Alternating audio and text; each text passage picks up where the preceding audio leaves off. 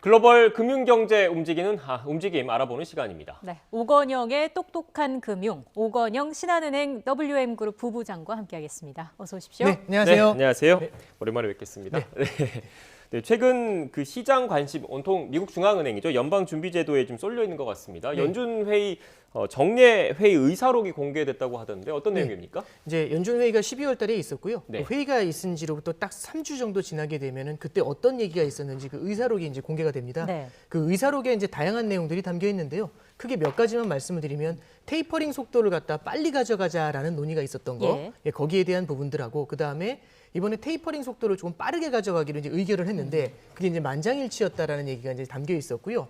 그리고 이제 금리 인상에 대해서 금리 인상 속도를 어느 정도로 빨리 가져가냐 이런 얘기와 함께 저는 이제 이 부분이 좀 가장 중요하다라고 생각을 하는데 여태까지 내오진 않았던 내용이지만은 연준이 갖고 있는 그 장기 국채들이 있거든요. 네. 이걸 조금 축소하는 이른바 이제 대차 대조표 축소에 대한 얘기들 이런 부분들이 한 4개 정도의 꼭지로 이렇게 발표가 됐었습니다. 네. 그러니까 그 우리나라 기사를 봐도 한국은행 금융통화위원회 얘기들 많이 하잖아요. 네, 그래서 그렇습니다. 기준금리를 결정하는데 네. 미국으로 치면 우리나라의 금통위 같은 곳에 회의록이 공개가 됐고 거기에 앞으로 금리 정책이 어떻게 될 건지가 좀 반영이 돼서 관심이 있다 이런 말씀이신 거죠? 네, 그렇습니다. 네. 네. 지금 보면 어쨌든 긴축에 나설 것으로 예상이 되는데 시행 시기 그리고 강도가 어느 정도 될까도 궁금하거든요. 네, 일단 지난해 이제 4분기 초만 해도 네. 한 9월 정도만 해도요. 테이퍼링을 이제 올해 초 정도에 시작을 하고 그런 다음에 금리 인상 같은 경우는 내년 정도가 될 것 같다라는 네. 게 일반적인 시각이었는데 네. 물가 상승세가 생각보다 심상치가 않습니다. 물가 상승세가 심상치 않은데 성장도 그래도 탄탄하게 나와주고 있거든요. 예. 미국 경제의 성장을 보면 예, 이렇게 됐었을 때는 금리 인상 속도를 올려도 크게 부담이 없다라고 연준도 그렇고 시장도 어느 정도 인식을 하는 것 같습니다. 그러다 보니까 최근에는 어느 정도까지 갔냐면 올해 내에 연내 3차례의 기준금리 인상을 준비할 수 있고 네. 연내 3차례 인상을 할 때는 테이퍼링이 끝난 다음에 기준금리 인상이 들어갈 수가 있거든요. 그럼 테이퍼링은 언제쯤 끝나느냐? 원래는 6월 정도를 생각했다가 이번에 이제 지난번 FOMC에서 속도를 빨리 가져가기로 하면서 3월 정도에 종료가 되고 빠르면 3월에도 금리를 올릴 수 있는 그런 가능성을 열어두었다. 이렇게 볼 수가 있겠죠. 네. 일단 뭐 이런 움직임이 나오니까 미국 국채 금리가 올랐더라고요. 네. 아무래도 금리가 계속 올라갈 것이다. 이런 시장의 기대 심리가 반영됐다. 이렇게 봐야 되는 겁니까? 네, 이제 그렇게 이제 볼 수가 있는데요. 이제 두 가지로 볼 수가 네. 있을 겁니다. 최근에 국채 금리 상승세는요. 첫 번째는 이제 금리라는 건 기본적으로 두 가지 팩터를 따라갑니다. 첫 번째 팩터는 성장이라는 거죠.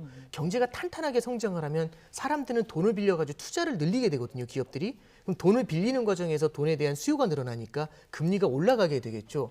최근에 보면은 미국 경제의 성장세가 굉장히 탄탄합니다. 오늘 이제 새벽에도 미국의 이제 고용 지표가 하나 발표가 됐는데 민간 고용 지표인데 예상의 거의 2배 정도 나왔습니다. 네. 그래서 시장의 예상보다도 미국의 성장세가 탄탄하다는 것. 이게 첫 번째는 금리를 밀어 올리는 요인이 됐고 두 번째는 이번 FOMC에서도요. 시장이 기대했었던 것보다는 시장이 예상했었던 것보다는 연준 위원들의 코멘트가 다소 매파적인 그러니까 금리 인상 쪽으로 조금 기울어져 있다. 빠르게 긴축 쪽으로 기울어져 있다. 이제 이런 얘기가 나왔죠. 앞서 말씀드렸던 것처럼 대차 대조표 축소에 대한 얘기도 나왔는데요. 대차 대조표 축소까지 얹히면서 긴축의 속도를 빠르게 가져가게 되면은 이런 경우에는 장기 금리에는 상승 압력으로 작용을 네. 할 수가 있습니다. 네, 그러니까 이게- 지금 미국 채권을 매입하는 속도를 좀 줄이겠다라는 게 지금 연준의 입장인 거잖아요. 돈 네, 푸는 걸 그렇습니다. 줄이겠다는 게. 네네. 그런데 채권 가격과 금리는 사실 반대 방향으로 네, 그렇습니다. 움직이는 경향이 있기 때문에 채권 네. 수요가 그만큼 줄어드니까 네. 금리는 올라갈 거다 이런 말씀이신 거죠? 네, 그렇습니다. 네네. 지금 또 오미크론 확산세가 또 심각한 상황이잖아요. 네. 어떤 전반적인 계획의 변수가 되지는 않을까 싶기도 한데요. 네, 이제 굉장히 큰 이슈가 될 수가 있는데요. 물론 오미크론에 대해서 아직까지 연준에서도 공식적인 입장을 갖고 있거나 그러지는 않습니다. 예. 그리고 오미크론에 대해서 봤었을 때 간단한 코멘트는 과거의 델타 변이나 초기의 코로나보다는 그래도 몇 차례 겪어봤었기 때문에 이 충격이 실물 경제에 주는 충격이 생각보다는 덜할 수 있다. 이 정도로 좀 보고 있는 게 있고요.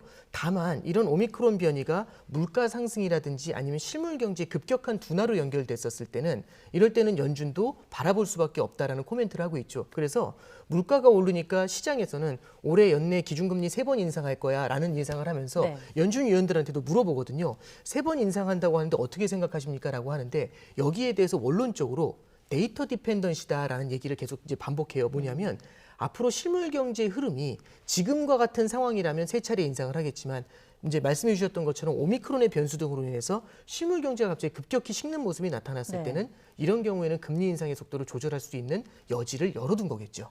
네, 일단 미국 통화 정책의 움직임이 어떻게 될 것인지 일단 전망을 해주셨는데 그렇다면 우리 경제는 어떤 영향을 미칠지를 좀 지금부터 좀 여쭤볼게요. 지금 네네. 보니까 미국 금리 그러니까 미국 달러 가치가 올라가면서 환율이 지금 최근 들어서 좀 오르는 모습인 것 같더라고요. 어떤 네네. 영향이 있겠습니까? 일단 첫 번째는 환율이 오르는 이유를 봐야 되는데 네. 결국에 환율이라는 거는 성장하고 금리를 따라갑니다. 네. 미국의 성장세가 우리나라의 성장세보다 강하면 아무래도 그 성장의 과실을 얻기 위해 가지고 투자자들은 미국으로 몰리게 되겠죠. 그럼 당연히 자국의 통화를 팔고 달러를 사서 들어갑니다. 예. 그럼 달러에 대한 수요가 늘어나니까 달러가 강세를 보이는 모습이 첫 번째고요.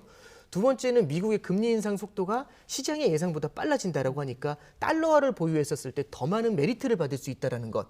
이게 이제 달러 강세를 추동하는 기본적인 요인이 되게 되겠죠. 네. 그러면 성장이라든지 금리 양쪽의 측면에서 우리나라의 성장 금리보다 미국 쪽이 더 강하게 나타난다라고 하면 우리나라에서의 자본 유출이 나타날 가능성도 염두에 둘 수가 있겠죠. 물론 우리나라 같은 경우가 단순히 이제 미국보다 금리 차만 바라보면서 자본 유출이 될 정도의 레벨은 아니지만 신흥국들 중에서 취약한 신흥국들 같은 경우는 이런 데 영향을 크게 받을 수가 있습니다. 그래서 하나 말씀을 드릴 부분은 최근에 환율 상승이라는 모습으로 해서 네. 우리나라에서 이제 미국 쪽으로의 약간의 자본 유출 흐름 이런 것들 이제 우리가 앞으로 좀 계속해서 모니터링을 해야 되는 포인트다. 이렇게 할 수 있겠죠. 네, 좀 어려운 부분이어가지고 제가 이해한 걸 다시 한번 좀 질문을 좀 드리면 네. 그러니까 환율 그 원달러 환율이 지금 그 환율이 상승됐을 때 우리 주식시장에는 그래도 악재로 작용할 가능성이 있다라는 점을 좀 말씀을 해주신 걸로 좀 이해가 되는데 네, 그렇습니다. 그러니까 쉽게 얘기해서 지금 1달러가 1,000원일 때 1,000원짜리 국내 주식을 하나 샀는데 이게 1달러가 2,000원이 되면 1,000원짜리 주식을 샀던 사람은 한순간에 이 가치가 0.5달러밖에 안 되는 거잖아요. 그러니까 네, 그렇죠. 이른바 환차손을 우려해서 돈을 그 달러로 바꿔서 빼갈 수 있다. 네, 돈이 그렇습니다. 빠지니까 우리 증시에는 악영향일 수 있다. 이렇게 이해가 되는데 맞습니까? 네, 그렇습니다. 이제 네. 말씀해 주신 게 맞는데요. 그러니까 결국에는 환율이 상승했었을 때, 그러니까 원화가 약세로 가면은 교과서 같은 곳에서는 네. 당연히 수출이 잘 되니까 네. 실물 경제에 좋을 것이다, 주식시장에 좋을 것이다 이렇게 생각할 수 있는데 외국인들의 수급 세력이 훨씬 더 강해졌을 때는요. 네. 외국인들 같은 경우는 푸른 눈의 입장에서 우리나라 주식시장을 보는 거지 않습니까?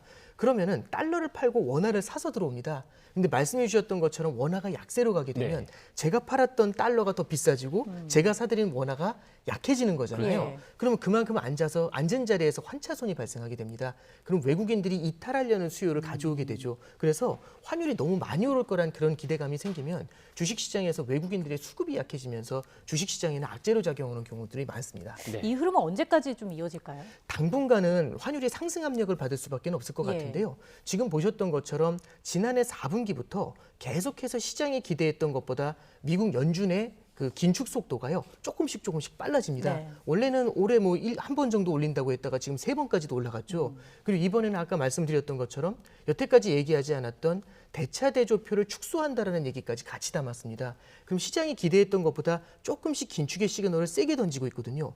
시장은요. 본인들이 시장이 예상했었던 것보다 깜짝 놀랄 이벤트가 터지게 되면 거기에 반응을 합니다.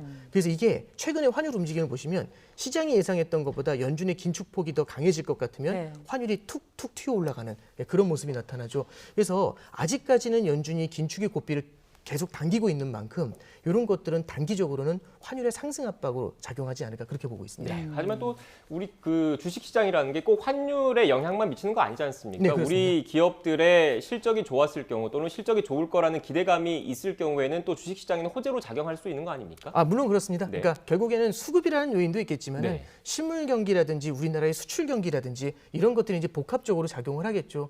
그리고 말씀드렸던 것처럼 환율의 영향을 받지 않는 다른 형태의 섹터들의 그런 기업들의 이제 실적 같은 것들 이런 것들도 복합적으로 볼 필요는 있습니다. 네, 그리고 또 하나만 더 여쭐게요. 지금 네. 은행에서 지금 근무를 하고 네. 계시기 때문에 지금 금리가 많이 오르고 있잖아요. 네, 그래서 그렇습니다. 뭐 주택담보대출이라든지 신용대출이라든지 이렇게 대출 받으신 시청자 여러분들도 많으실 텐데 이랬을 때는 어떻게 해야 됩니까? 뭐 고정금리로 가야 된다, 아니면 뭐 중도상환 수수료 고려해서 그냥 변동금리 그대로 유지해야 된다 이러신 분들 많던데. 네, 일단 첫 번째는요. 요즘도 가장 많이 받는 질문이 금리가 올라갈 거다. 이제 이런 예상들을 좀 네. 많이 네. 하시는데요. 이게 우리가 이제 그 기사에서 바라보는 그 기사 이런 것들이 금리 인상이라는 거는 중앙은행이 금리를 올린다는 의미입니다. 중앙은행은 기준금리를 인상하고요. 우리나라로 따지면 7일짜리 초단기 금리를 인상합니다. 근데 우리가 만나는 시장 금리라는 건요. 1년, 2년, 10년 이런 장기 금리들이죠. 하나 이제 말씀을 드리면 이 시장 금리라는 거는 매일매일 채권 시장, 금리 시장이라는 곳에서 결정이 되고요. 중앙은행이 결정하는 기준금리라는 거는 금통위에서 한 번씩 결정이 됩니다. 거의 이제 45일에 한 번씩 돌아오는데 그러면 채권 시장이라든지 금리 시장은요. 이 금통위에서 어떤 스탠스를 보일지를 굉장히 민감하게 바라봅니다. 그러면 다음 금통위에서는 금리를 인상할 것 같아.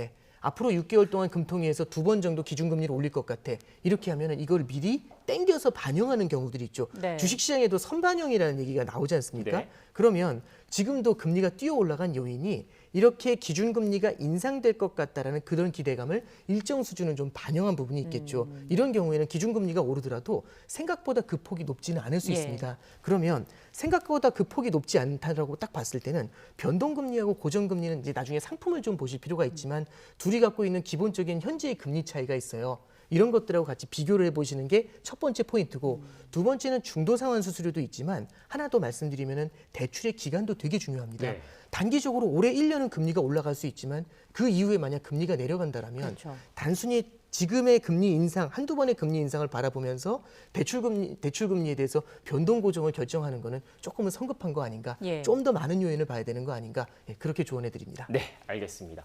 오건영의 똑똑한 금융 설명을 워낙 잘해주셔가지고 또 똑똑해진 것 같습니다. 네, 다음 시간에 또 즐거운 설명을 들어보겠습니다. 오늘 말씀 고맙습니다. 고맙습니다. 감사합니다.